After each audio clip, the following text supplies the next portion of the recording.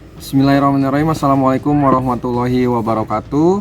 Selamat datang di channel SMA 16 Kabupaten Tangerang. Kembali lagi dengan saya, Pak Billy. Kali ini saya ingin menjelaskan tentang PPDB SMA 16 Kabupaten Tangerang, yang dimana yang saya terangkan ini adalah lanjutan dari video sebelumnya. Yang kemarin saya jelaskan mungkin itu ada perubahan, maka perubahan-perubahan itu akan dibahas dalam video ini.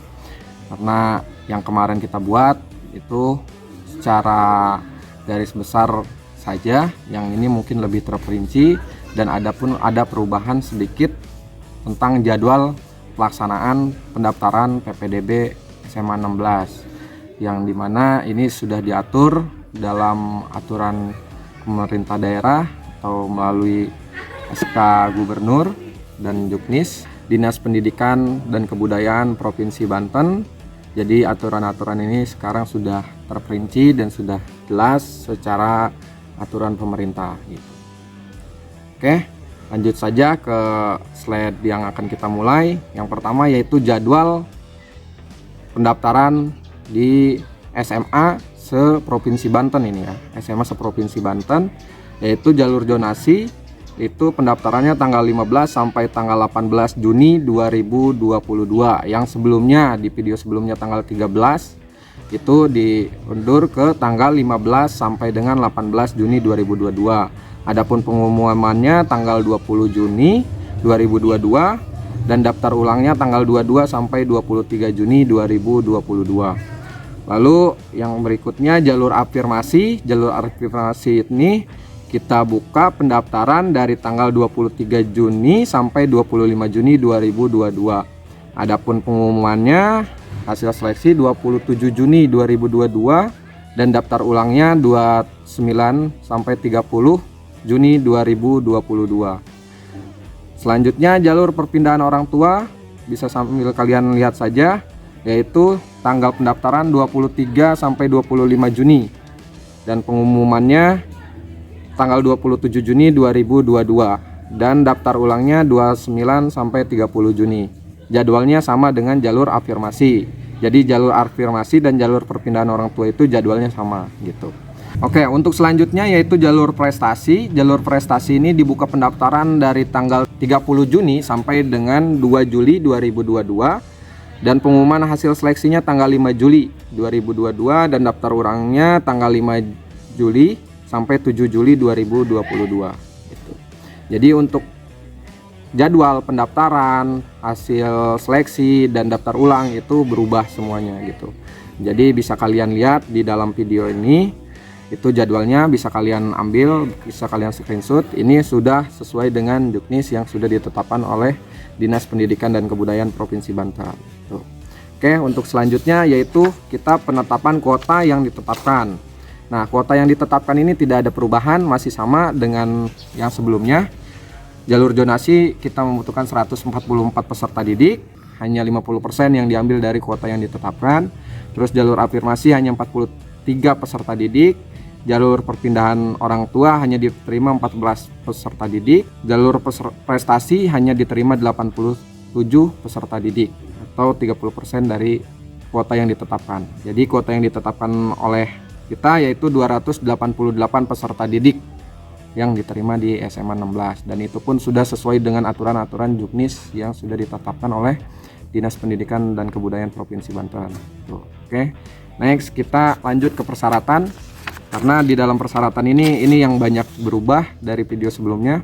Di sini ada persyaratan umum. Nah, persyaratan umum ini ditetapkan untuk semua jalur. Jadi semua jalur yang mengikuti jalur zonasi, afirmasi, perpindahan orang tua, baik prestasi, itu semuanya melengkapi persyaratan yang ada di sini. Nah, persyaratan pertama yaitu fotokopi ijazah SMP atau sederajatnya yang dilegalisir oleh sekolah tersebut. Kalau yang belum memiliki ijazah, yang baru lulus tahun 2022 ini bisa menggunakan SKL. Tapi ingat, SKL yang kita butuhkan yaitu SKL asli. SKL itu surat keterangan lulus dari SMP, yang kita butuhkan SKL asli, bukan fotokopian atau legalisiran. Kita butuh yang asli. Itu yang saya tekankan. Terus yang ketiga, fotokopi nilai rapot semester 1 sampai dengan 5 dilegalisir oleh instansi atau SMP yang kalian tempati. Yang selanjutnya, fotokopi akte kelahiran atau surat keterangan lahir dari kelurahan dengan batas usia paling tinggi atau paling tua ya, paling tua 21 tahun. 21 tahun sejak tanggal 1 Juli 2022. Sejak video ini ditayangkan nih, tanggal 1 Juli nih. Yang selanjutnya yaitu pas foto berwarna merah, berbackground merah dengan pakaian seragam sekolah rapih, menggunakan kemeja, tidak menggunakan kaos. Pokoknya pakai seragam sekolah, foto dengan background berwarna merah sebanyak 2 lembar. Tuh. Selanjutnya, tangkap layar atau screenshot titik koordinat dari tempat kalian tinggal sampai ke titik koordinat sekolah. Itu sudah ditetapkan atau sudah dilihat ditayangkan videonya di video ini sebelumnya nih, ada nih di atas ya linknya, kalau tinggal dimasukkan. Itu ada cara kalian menitikan koordinat tempat tinggal kalian sampai ke sekolah, jadi bisa ngukur berapa meter dari rumah ke sekolah. Kenapa ini persyaratan umum ini ditetapkan untuk semua jalur? Kok jalur afirmasi dan lain sebagainya harus menggunakan titik koordinat? Karena jika kalian ada suatu ketika hasil verifikasi nanti misalkan jalur afirmasi sama nih dengan si A sama dengan si B, dan kita bentuk yang diukur adalah titik dari rumah ke rumah, jadi yang diukur lagi-lagi jarak juga gitu. Jadi persyaratan umum ini ditetapkan untuk semua jalur, baik jalur zonasi, jalur afirmasi, jalur perpindahan orang tua, jalur prestasi, semuanya melengkapi persyaratan yang tadi dijelaskan, yaitu persyaratan umum. Selanjutnya kita masuk ke jalur persyaratan khusus. Jalur persyaratan khusus ini yang pertama, jalur persyaratan khusus untuk jalur zonasi. Nah, untuk jalur zonasi ini kenapa disebut persyaratan khusus? Karena berbagai jalur kan. Jadi jalur yang zonasi dulu nanti ditetapkan, dan persyaratannya ini yang pertama fotokopi KTP orang tua atau wali. Yang kedua, fotokopi kartu keluarga yang menunjukkan telah berdomisili paling singkat, paling lambat nih, paling muda 1 tahun di tempat tinggalnya gitu. Itu berdomisili 1 tahun sebelum tanggal 15 Juni 2022 gitu. Karena ditetapkan di sini sebelum tanggal 15 Juni 2022. Ini sesuai dengan Juknis. Terus yang ketiga, surat keterangan domisili dari kelurahan setempat. Kalau yang tidak memiliki kartu keluarga gitu, baik kartu keluarganya terkena bencana alam atau bencana sosial, itu bisa dengan menggunakan surat keterangan domisili dari kelurahan, tapi dengan syarat sama juga seperti kartu keluarga, 1 tahun ditetapkan kalian tinggal di sana, udah 1 tahun sebelum tanggal 15 Juni 2022 gitu. Selanjutnya, persyaratan itu disatukan dengan persyaratan umum yang tadi, disatukan dan dimasukkan ke dalam map merah gitu. Itu untuk jalur zonasi. Oke, selanjutnya jalur afirmasi. Nah, persyaratan khusus untuk jalur afirmasi di sini masih sama, KTP orang tua atau wali, terus fotokopi kartu keluarga itu paling singkat 1 tahun sebelum tanggal 15 Juni, masih sama dengan jalur zonasi. Terus keterangan domisili jika yang tidak memiliki kartu keluarga. Terus yang ditambahkan di sini adalah fotokopi bukti keikutsertaan orang tua atau peserta didik dalam program penanganan keluarga tidak mampu dari pemerintah pusat atau pemerintah daerah. Nah, kalau kemarin kan yang dibutuhin cuman SKTM, surat keterangan tidak mampu dari kelurahan.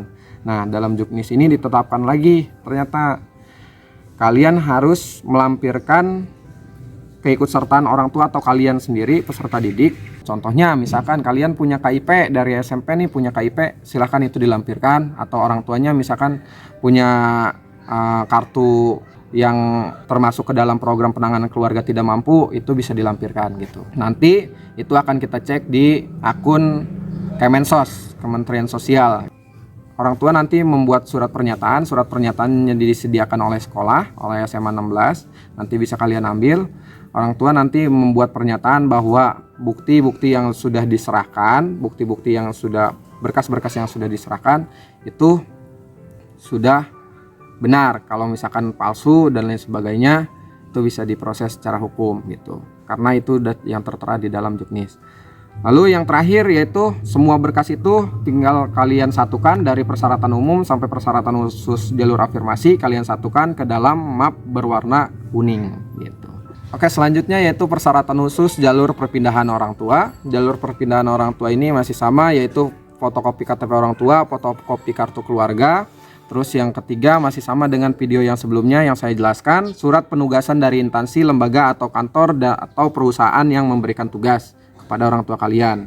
Misalkan dipindah tugaskan orang tuanya, misalkan tadinya kerjanya di Jakarta nih, di pabrik apa gitu, di perusahaan apa di Jakarta, tiba-tiba dipindahin ke perusahaan yang cabangnya ada di daerah Jayanti, itu bisa, asal ada surat keterangan dari perusahaan itu.